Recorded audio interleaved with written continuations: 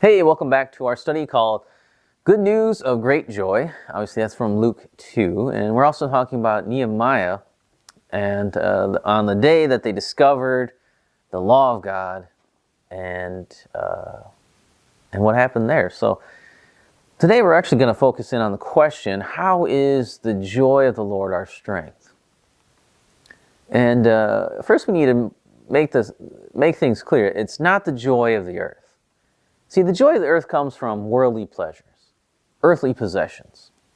Take away the source of pleasure, the joy disappears.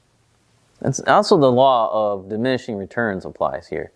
You know, the momentary joy of like drugs or alcohol quickly fades and is replaced by the misery again, and the constant desire to regain that momentary joy.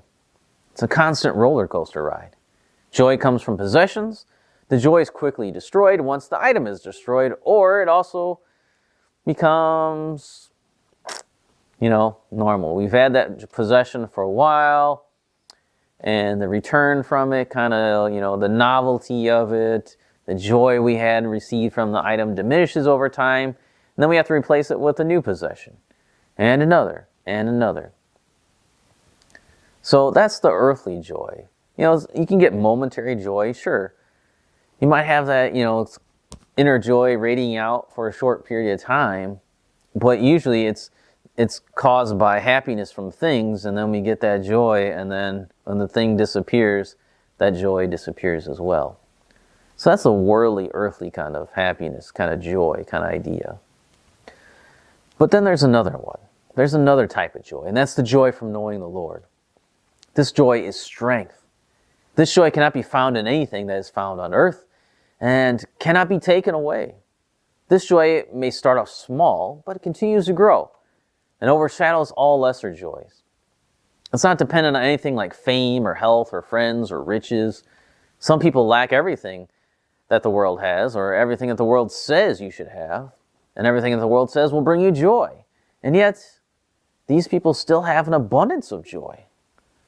Those that have the joy of the Lord will find that even if a great tragedy may come into their life and their happiness is all but destroyed, and there seems like no comfort in the suffering, and they're searching for comfort, and there's sorrow, and there's the source of pain has been transformed, and it's their life is horrible, but yet somewhere along the line God transforms their pain into a source of joy.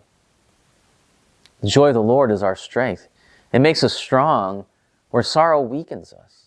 It builds us up where joy in sin tears us down. The joy of the Lord is a stronghold. See, that's what the joy of the Lord is. It builds us up. It makes us stronger. It eliminates the weaknesses of our life. And joy is an amazing thing. If you have the joy of the Lord, it can be your strength. It's a source of strength that outside things cannot touch. Or even though it might be a pain, even though it might be a struggle, even though it might be a grief, that pain, struggle, and grief can be turned into a joy and then be your strength. It's amazing what God does. That's the joy of the Lord. That's what the Lord does. He strengthens. So if you have joy of the Lord, you have joy in the Lord. That is your strength. And it has to be those two together. Joy from the Lord, joy that God is creating in you, but it's His joy. It's not a joy that you're manufacturing yourself. It's not a joy that comes from things or stuff. It's not a joy that comes from momentary pleasures.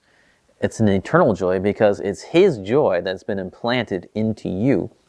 And then once that joy is in there, problems come along, deaths in your family come along. There's grief, and then, or if there's a loss of health or something like that, God can take that, and that joy is in there, but it kind of wells up in you.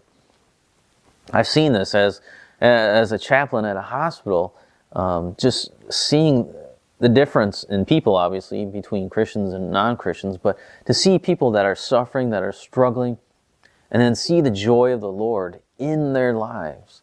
Where it's like, this is the worst thing I've ever been through. But yet, this is not the worst thing I could go through. And you kind of see those things where they're like, there's a joy still there. There's still a life being lived. There's still an abundance of life within them that can only be coming from the strength of the Lord. It's not from themselves, because everything else around them, everything in their situation seems hopeless. Everything is coming to an end. But yet they still have joy.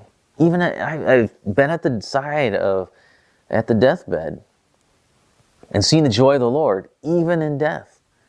And it's amazing. It's amazing. And it doesn't make sense worldly. It doesn't make sense physically. It doesn't make sense if you're like, wow, you're dying here. Why are you so happy? Why is there that joy in you? But that's exactly what happens. So yeah, that's the joy of the Lord. It's our strength. That's where our strength comes from. Joy of the Lord that He plants in you, that He turns things into good things, and it's His joy. It's Him. Having joy in Him. Knowing what He said, knowing what He told you. That's real joy. It's real joy. And it's joy that doesn't ever have to leave you. And it's joy that won't leave you. So if you don't know that joy, you need to get to know that joy. And the only way you can find that joy is in Christ. And you have to come to Him.